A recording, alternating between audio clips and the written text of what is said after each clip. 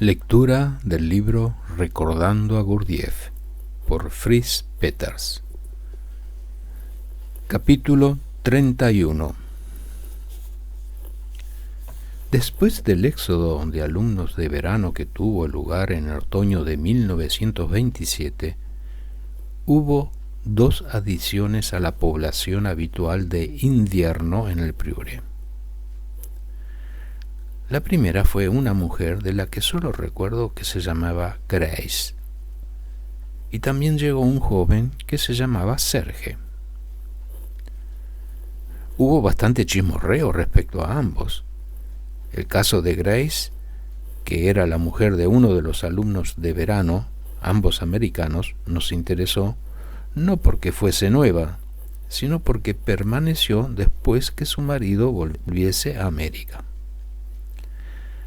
También porque era una alumna más bien fuera de lo común. Nadie sabía lo que hacía en el Priure, pues nunca participaba en los proyectos de trabajo en grupo y estaba exenta de tareas como la cocina y las domésticas. Aunque nadie objetaba su posición o sus privilegios, hubo muchas especulaciones sobre ella. Serge era un asunto diferente.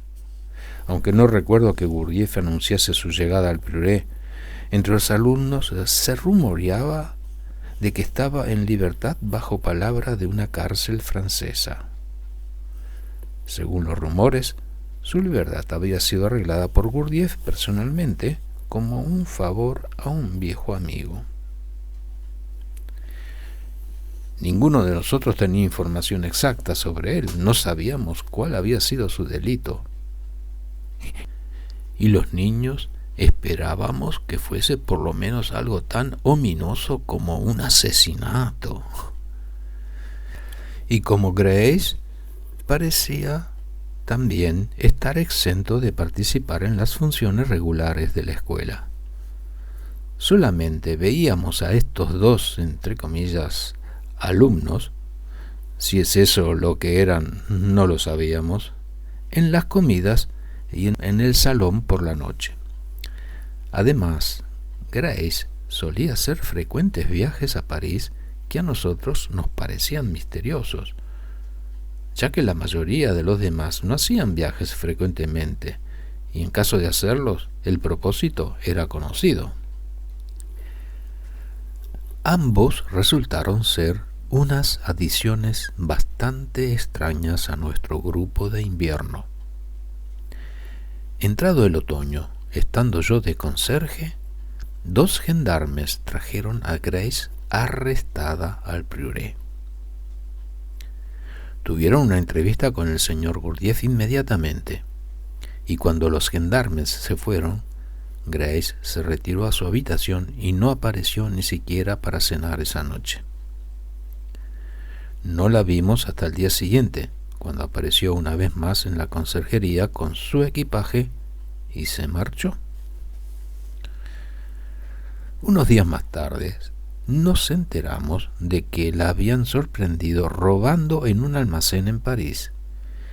Y según los rumores, Gurdjieff nunca mencionó ni siquiera su nombre, había sido necesario que Gurdjieff garantizase su salida inmediata de Francia a América, así como que pagase una suma considerable a los almacenes.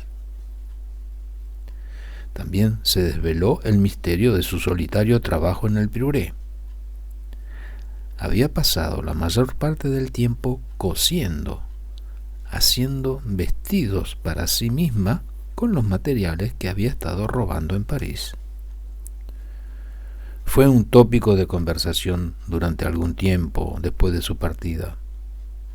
Fue nuestro primer contacto con el delito en la escuela.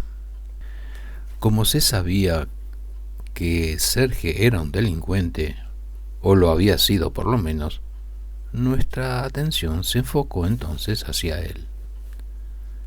Nos enteramos que era hijo de padres franco-rusos y que tenía poco más de 20 años, pero aparte de eso, nada más. Nuestro interés no se vio premiado con ningún acto espectacular, por lo menos durante varias semanas, hasta que justo antes de Navidad simplemente desapareció.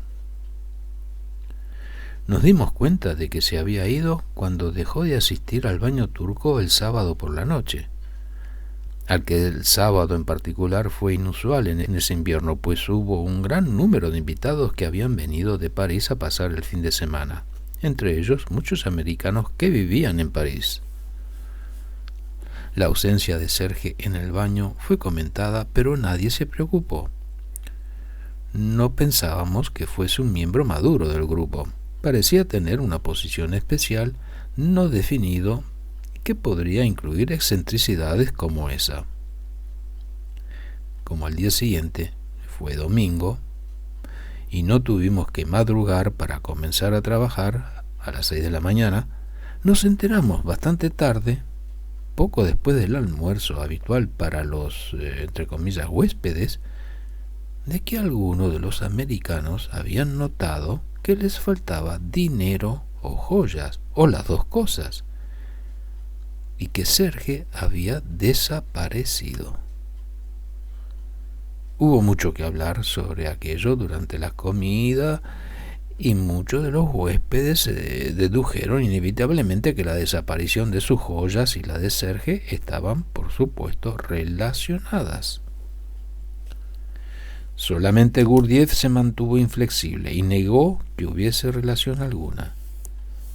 Insistió con firmeza, según nos pareció a la mayoría sin razón, en que habrían puesto su dinero o sus joyas en otro lugar y que Serge apareciera a su debido tiempo. A pesar de la discusión y de la charla sobre Serge y de los, entre comillas, robos, todos comieron copiosamente e incluso se bebió más de lo usual. Para cuando terminó la comida y Gurdjieff iba a retirarse, los americanos que habían sido robados, según ellos insistían, no podían hablar de otra cosa y estaban considerando llamar a la policía, a pesar de la orden de Gurdjieff de que no se debía implicar a Serge. Cuando Gurdjieff se retiró, los americanos se quedaron sentados juntos en uno de los saloncitos y se compadecieron los unos de los otros mientras bebían y discutieron sobre las medidas que podían tomar. Como yo hablaba inglés y me conocían, me enviaron a la cocina por hielo y vasos, y ellos trajeron varias botellas de licor de sus habitaciones y coches, la mayoría de coñac. Por alguna razón insistieron en que bebiese con ellos, y como yo también creía que Gurdjieff estaba equivocado con respecto a Serge, me uní a ellos e incluso me sentí honrado de ser invitado a compartir su licor. A media tarde estaba borracho por segunda vez en mi vida, y me lo estaba pasando muy bien. Además, para entonces el licor había alentado nuestros sentimientos contra Gurdjieff. Nuestra juerga fue interrumpida ya entrada la tarde cuando alguien vino a buscarme y me dijo que Gurdjieff se estaba preparando para marchar a París en unos minutos y que quería verme. Al principio rehusé ir con él y no fui al coche a verle hasta que me envió a alguien a buscarme por segunda vez. Cuando llegué, seguido por todos mis compañeros de bebida, Gurdjieff nos miró a todos con severidad y me dijo que fuese a su habitación y le trajese una botella de Nuhol. Dijo que había cerrado la habitación con llave y que no la podía encontrar y que yo tenía la única llave que quedaba de su habitación. Yo tenía las manos en los bolsillos y me sentía con mucho coraje y estaba todavía enfadado con él. Y aunque estaba sujetando la llave con fuerza en una mano, dije sin razón alguna explicable que yo también había perdido la mía. Gurdjieff se enfadó muchísimo, Comenzó a gritar sobre mis responsabilidades y dijo que la pérdida de la llave era prácticamente un delito, lo cual solo sirvió para aumentar mi determinación. Me mandó a buscar la llave a mi habitación.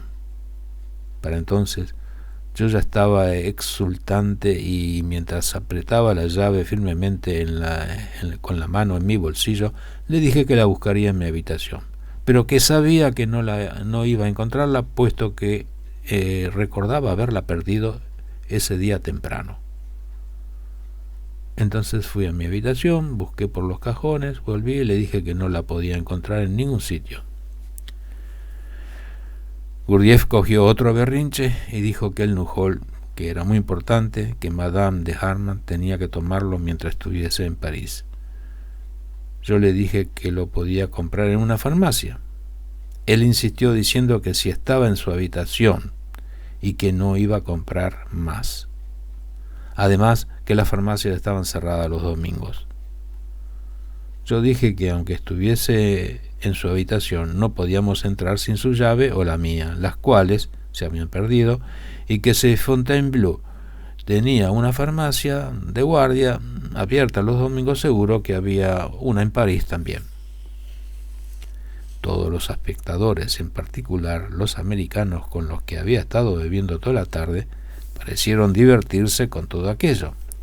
En particular, cuando Gurdjieff y Madame de Harman partieron por fin enojados y sin el Nujol. No recuerdo nada más de ese día, excepto que fui tambaleándome a mi habitación a dormir. Durante la noche me puse muy mal y a la mañana siguiente tuve mi primera resaca de verdad, aunque no la llamé por ese nombre. Cuando salí, los americanos se habían marchado y yo fui el centro de atención de todos. Me avisaron que sería castigado con severidad y que seguramente perdería mi, entre comillas, situación de cuidador de Gurdjieff.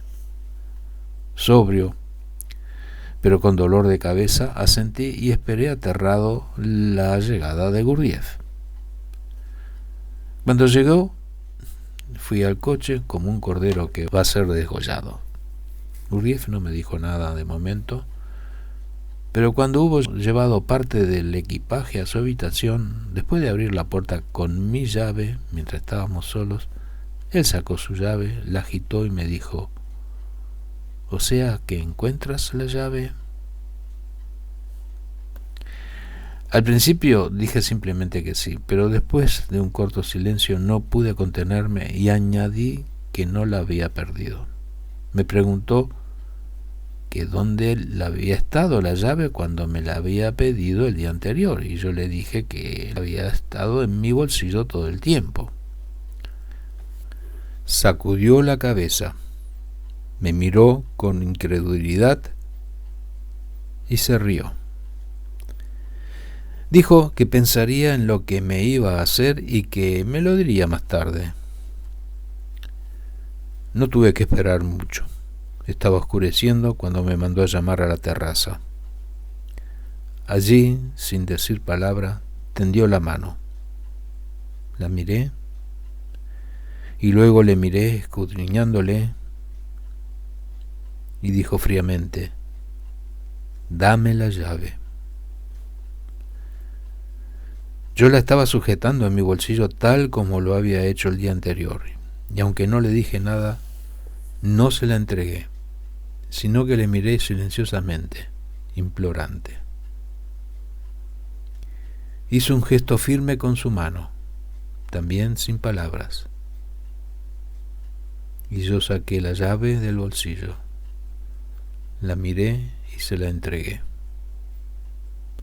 Él se la metió en el bolsillo, dio media vuelta y comenzó a caminar por uno de los senderos paralelos a los céspedes en dirección al baño turco. Yo me quedé delante de la terraza mirándole fijamente sin poderme mover durante mucho tiempo. Le observé hasta que casi hubo desaparecido de mi vista. Y entonces me subí rápidamente a la bicicleta y fui tras él deprisa. Cuando llegué a unos metros de donde estaba, se volvió y me miró. Yo frené, me bajé de la bicicleta y me dirigí hacia él. Nos miramos en silencio durante mucho tiempo, según me pareció. Y después dijo muy calmada y seriamente: ¿qué quieres? Las lágrimas corrían por mis mejillas y extendí la mano. Por favor, deme la llave, dije. Él movió la cabeza muy lentamente, pero con mucha firmeza. No. Nunca volveré a hacer nada de eso semejante, por favor, supliqué. Él puso su mano sobre mi cabeza. Sonrió tenuemente y dijo: no es importante. Te doy otro trabajo, pero ahora has terminado con la llave. Sacó entonces las 2 llaves de su bolsillo y las alzó. Ahora tengo 2 llaves, ¿ves? Yo tampoco la perdí. Se volvió entonces y continuó su paseo. Finaliza aquí el capítulo 31 del libro primero. Gracias por haber escuchado.